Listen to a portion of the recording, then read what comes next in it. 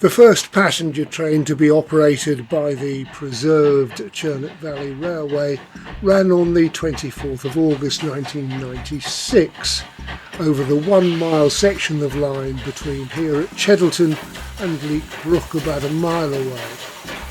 A couple of years later, the company paid British Rail for more of the line and was able to launch a passenger service between Leekbrook, Cheddleton and Consall in 1998. A third major share issue allowed a completely new station building and platform at Froghall, which took the line to its present length, and by the end of 2016 the railway had purchased the long leasehold for the entire Cauldon Branch and now owns the entire railway infrastructure from Oakamoor to Leekbrook and Leekbrook to Cauldon Lowe. In 2018 the company started to plan the return of trains to Leek, and there are now ambitions to extend the line to Alton Towers at one end and a link to the main line at Stoke at the other.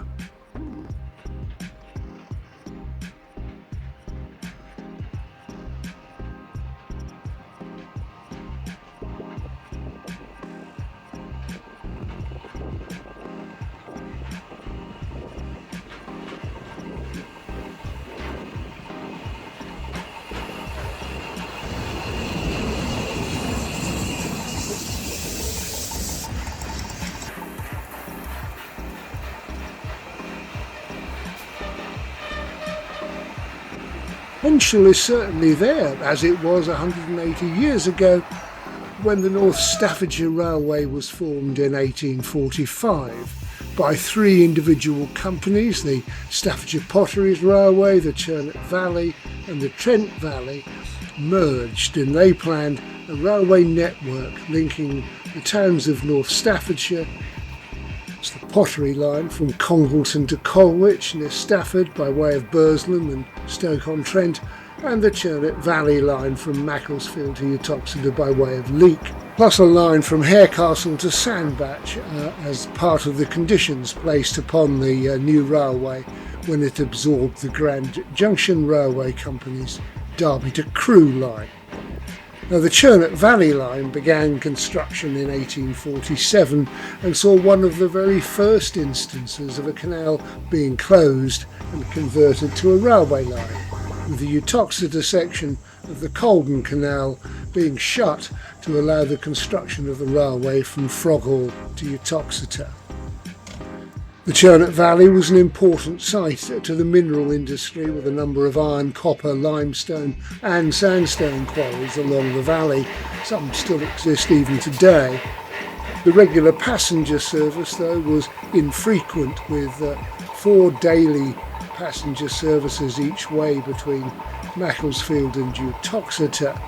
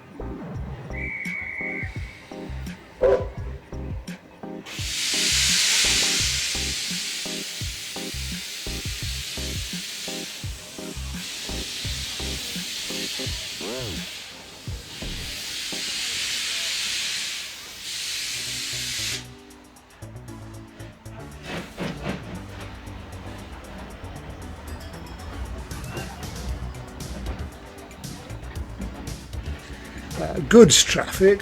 proved to be a more regular source of income, with extra trains laid on twice a week to take agricultural produce and livestock to the market in Leek. And then the railway began to promote excursions along the Churnet Valley line, and local hoteliers branded the Churnet Valley as Staffordshire's Little Switzerland. Its steep wooded valleys and interweaving river and newly built railway line opened up one of the most scenic parts of the county to people from far outside the local area. And the Earl of Shrewsbury opened his gardens at Alton on several days during the summer in the late 1800s, which attracted a lot of visitors long before the modern day conception of the Alton Towers theme park. And Uttoxeter Racecourse opened in 1907 and brought heavy traffic along the railway on race days. But still, the railway struggled to promote what it regarded as the jewel in its crown at Rudyard Lake, a canal reservoir for the Trent Mersey Canal, which they bought as part of the purchase of the canal itself, but they didn't own any land around the lake.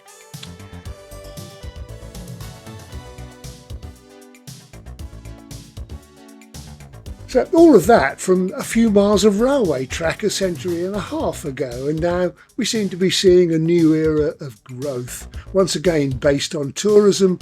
but with a much wider potential in a future where private transport is once again likely to be expensive and perhaps beyond the means of many of us.